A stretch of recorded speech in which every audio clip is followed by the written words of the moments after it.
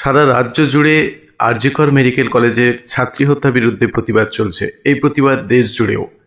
দোষীদের শাস্তির দাবিতে সাধারণ মানুষ শুধু নয়, রাজ্যের সর্বপ্রকার রাজনৈতিক দল মাঠে নেমে পড়েছে। বেশিরভাগ মিডিয়া যখন সরকার পক্ষকেই কাঠগড়াতে তুলছে, দায়ী করছে, তখন তৃণমূল বাংলার দিকে দিকে অবস্থান বিক্ষোভ করে দাবি করছে রবিবারের মধ্যে সিবিআইকে তদন্ত শেষ করে দোষীকে দৃষ্টান্তমূলক শাস্তি দিতে হবে। উত্তর চব্বিশ পরগনার বাদুড়িয়াতে এই অবস্থান বিক্ষোভের মঞ্চ থেকে বেশ কিছু প্রতিবাদী কণ্ঠের বক্তব্য শুনে নিন। তথাপিও সাম্প্রতিককালে ঘটে যাওয়া এই ঘটনার পরিপ্রেক্ষিতে পশ্চিমবাংলা ব্যাপী বিশেষ করে শহর কেন্দ্রিক এলাকাগুলোতে যেভাবে বিরোধীরা চক্রান্ত করে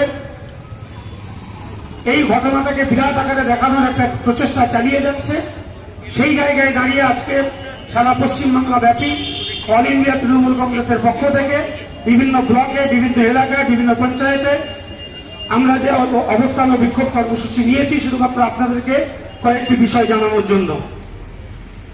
আজকে দেখুন, 2011 সাল থেকে নিয়ে 24 সাল পর্যন্ত একটি নিরবচ্ছিন্ন সরকার বাংলার মানুষের তথা আপনাদের রায় নির্বাচিত হয়ে গণতান্ত্রিক পদ্ধতিতে এই পশ্চিমবাংলার বুকে শাসন করে চলেছে এবং আপনাদের মতামত নিয়ে সেই জায়গায় দাঁড়িয়ে যদি আমরা সারা ভারতবর্ষের দিকে অন্যান্য যে সমস্ত রাজ্যগুলো রয়েছে সেদিকে তাকাই, আমি অতীতের ইতিহাস যদি জানি তাহলে সারা রাত শেষ হয়ে যাবে।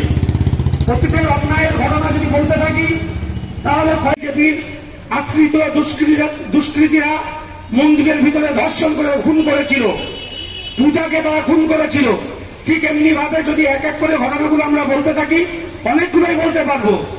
শুধু আমি আপনাদেরকে একটা কথাই বলতে চাই যে এই সমস্ত রাজ্যগুলোতে যখন ধর্ষণের ঘটনা ঘটে, এই সমস্ত রাজ্যগুলোতে যখন নারকীয় ঘটনা ঘটে, এই সমস্ত রাজ্যগুলোকে যখন অমানবিক ঘটনাগুলো ঘটে, সেইখানকার মুখ্যমন্ত্রী বা সেখানকার সরকারের অবস্থান কি থাকে, আর আমার রাজ্য, আমরা যে রাজ্যে বসবাস করছি সেই জায়গার মুখ্যমন্ত্রী বা সেই রাজ্যের আইনমন্ত্রী বা সেই রাজ্যের আপনার সরকারের অবস্থান কি থাকে আপনারা নিজেরাই বুঝতে পারছেন।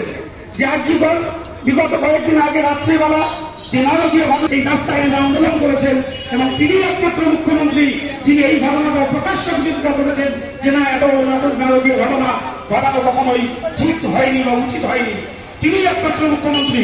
আর সরকারে থাকা দল তৃণমূল কংগ্রেস একমাত্র দল যারা পরিষ্কার ভাবে অন্যায়টাকে অন্যায় ভাবে বলতে পারে, ন্যায়টাকে ন্যায় ভাবে বলতে পারে, সাদাটাকে সাদা হিসেবে বলতে পারে, কালোটাকে কালো হিসেবে বলতে পারে। সারা পশ্চিমবাংলার মধ্যে যদি কোনো দল থেকে থাকে তার নাম তৃণমূল কংগ্রেস, আর কোন দলের মুখ্যমন্ত্রী যদি থেকে থাকে তার নাম মমতা বন্দ্যোপাধ্যায়। এই দৃষ্টান্ত সারা ভারতবর্ষে আর কেউ কিন্তু স্থাপন করতে পারেনি। এটা দুর্ভাগ্যের ন্যায় সত্য। পশ্চিমবাংলার মানুষ যেমন গণতান্ত্রিক পদ্ধতিতে জীবনযাপন করে, সারা ভারতবর্ষের যতগুলো রাজ্য রয়েছে প্রত্যেকটা রাজ্যের মানুষও ঠিক তেমনি গণতান্ত্রিক পদ্ধতিতে জীবনযাপন করতে পারে। কিন্তু আমি হলফ করে বলতে পারি সারা ভারতবর্ষের মধ্যে যতগুলো রাজ্য রয়েছে কেবলমাত্র পশ্চিমবাংলা একটাই রাজ্য যে রাজ্যে আপনার গণতান্ত্রিক পদ্ধতির পাশাপাশি ধর্ম নিরপেক্ষতাকেও সমানভাবে মর্যাদা দিয়ে সরকার চালানো হয়, সেটা একমাত্র রাজ্য, তার নাম পশ্চিমবাংলা। ভারতবর্ষের মধ্যে আর কোন রাজ্য এমন নেই যেখানে আপনি ধর্ম নিরপেক্ষতা এবং গণতন্ত্র দুটোকে পাশাপাশি রেখে আপনারা সরকার চালাতে দেখেছেন।